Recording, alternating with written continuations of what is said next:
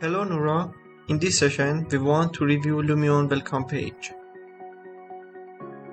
This item will be your guide in all parts of Lumion and will remind you of the function of all options. Both Create New and Examples are used to start a project. In the Create New section, all the necessary scenes have been prepared for you, such as a beach or a snow scene.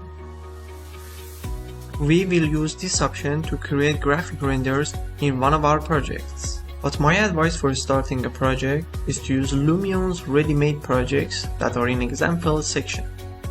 For the first practice, please open all the scenes either in Create New or Examples and check all of them.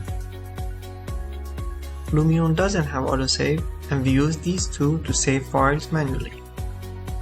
We use the load option to open the files that we have worked on before. Use merge option for adding the previous file to the new file.